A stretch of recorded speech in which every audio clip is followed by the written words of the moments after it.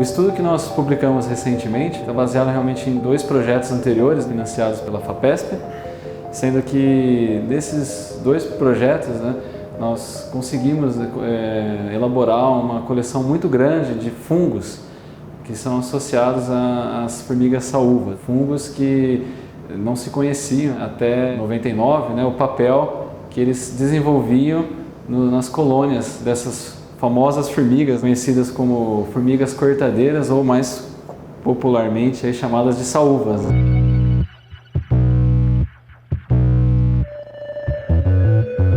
As operárias, a rainha, as larvas dos insetos, a colônia como um todo, né, ela depende do cultivo de um fungo, parente dos cogumelos, né, que é essencial para a colônia. Sem esse fungo, a colônia não consegue sobreviver. Então, as operárias trabalham dia e noite para sustentar esse fungo. Elas utilizam essas folhas que elas cortam e carregam para dentro dos ninhos, e essas folhas então elas inoculam dentro de uma estrutura chamada de jardim de fungos, que é uma câmara, né, entre aspas, né, é um recipiente, né, que as formigas então preenchem esses recipientes aqui no laboratório com o fungo que ela cultiva. Em condições do campo, né, essa estrutura chamada de jardim de fungo estaria contida em câmaras subterrâneas, mas aqui no laboratório elas constroem então dentro desses recipientes. Tudo isso que vocês estão vendo aqui, que parece uma esponja, é o fungo que ela cultiva, né? Ou a gente dá o nome dessa estrutura aqui de jardim de fungos, né?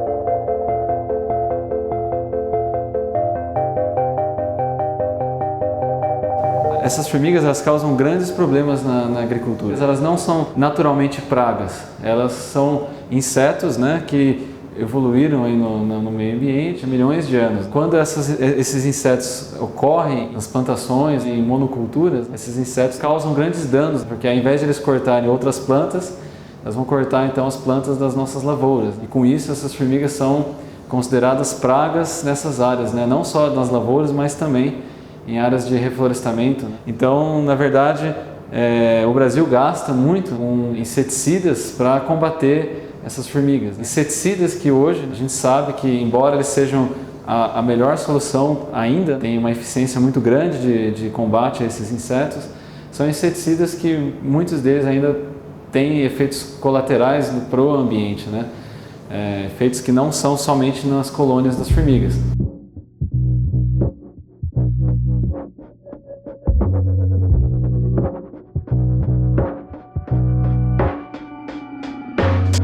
Então a procura de uma alternativa para controlar essas formigas ainda é muito grande, né? Então já se tentou vários tipos de controle biológico com vários agentes no passado, né? Vários fungos, mas as formigas ainda são um pouco espertas, vamos dizer, nesse sentido, né? Porque isso aqui é uma sociedade que tem vários mecanismos, né, que conseguem bloquear o controle biológico por agentes fúngicos, né, ou outros agentes microbianos, né.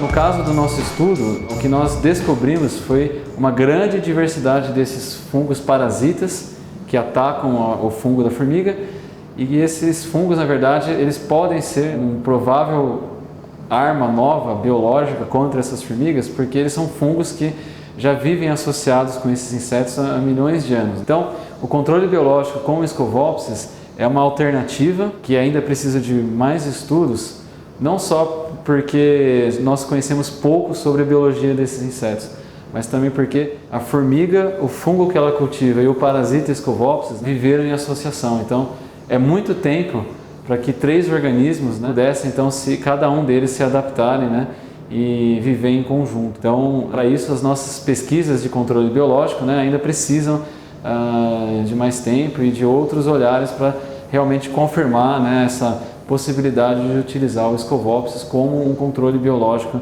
dessas formigas, né.